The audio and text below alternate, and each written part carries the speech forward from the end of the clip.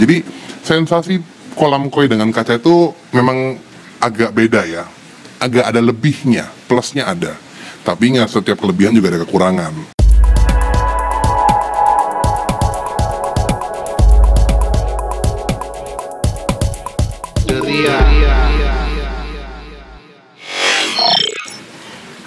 Halo, selamat datang kembali di Derians ya, di Koi 89 lagi. Ini lanjutan dari konten berikutnya.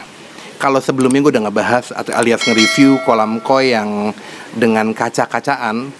Jadi beberapa penghobi koi kan suka nih ngebangun kolam koi yang suka ada kaca ya di samping kolamnya. Maksudnya biar terlihat indah dan lu bisa menikmati ikan koi lu dari samping. Tuh, kalau kayak dari gue kan nggak bisa nih, cuma bisa dari atas doang. Kalau mau dari samping harus nyelam.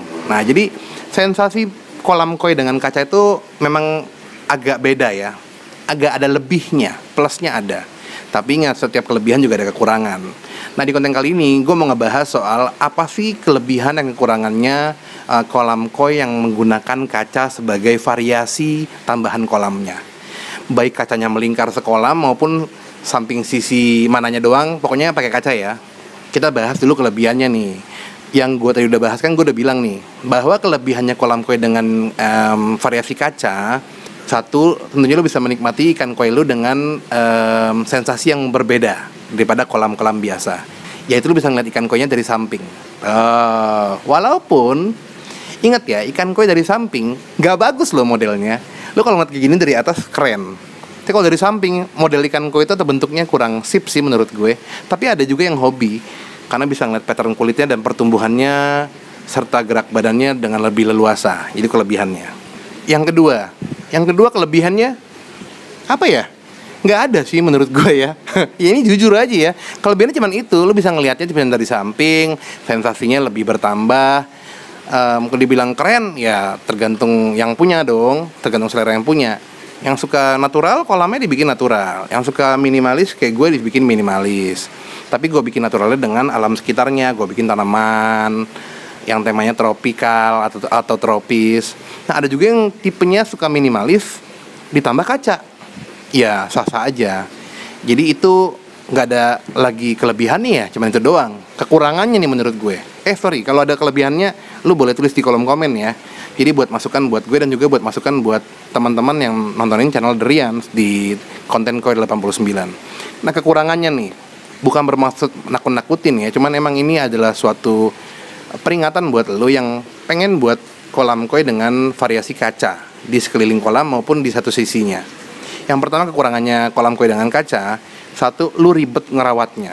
Kenapa? Ingat ya, kaca di outdoor kena panas dengan secanggih-canggih filter atau media filter yang lu punya di kolam koi lu, nggak akan mungkin bisa nyelamatin alga atau lumut.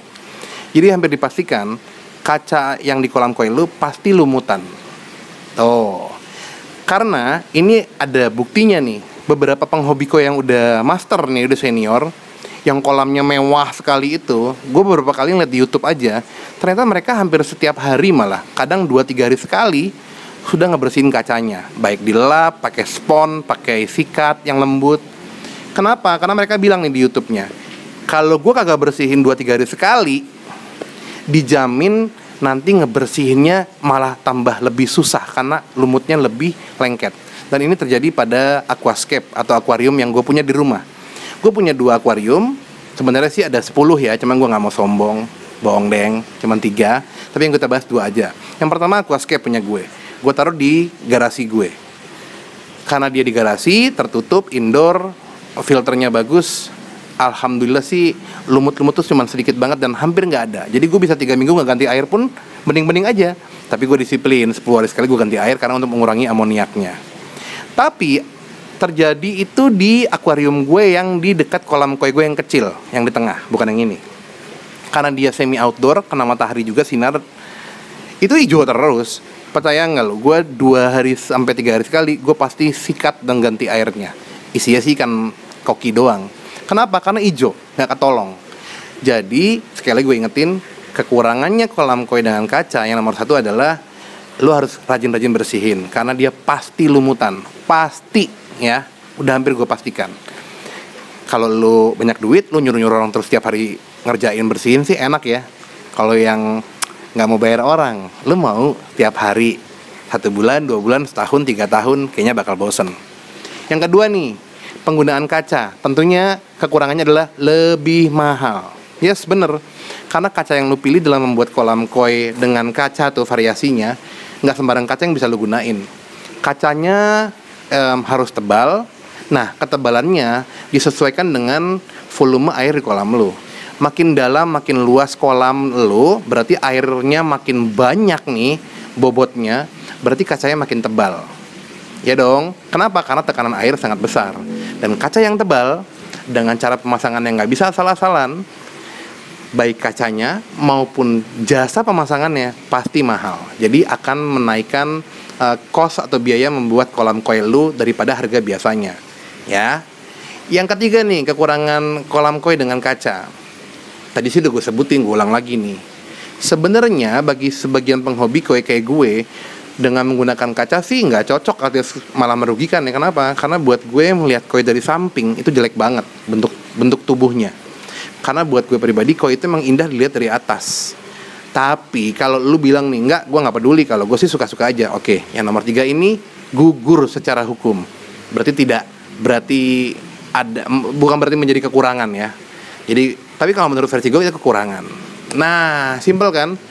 Kelebihannya cuma 1, kekurangannya 3. Menurut gue di The Rians.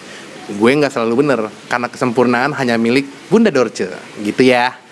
Gitu aja, makasih udah nontonin The Rians di konten Koi 89. Kalau ada pertanyaan atau ada protes soal isi konten gue yang mungkin salah, silakan aja di komen di bawah, lo tulis koreksi kalau gue salah, atau mau menghina-hina gue juga boleh kok. Kan gue mencari transfer pahala gratis, gue orangnya sabar.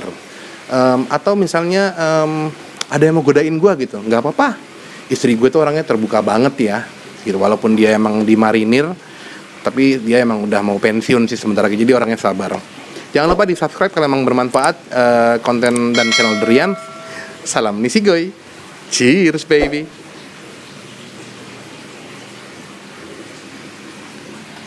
Gimana? Keren nggak? Iya. Teman-teman jangan lupa like and share ya, biar kami bisa umroh sekeluarga. Terima kasih.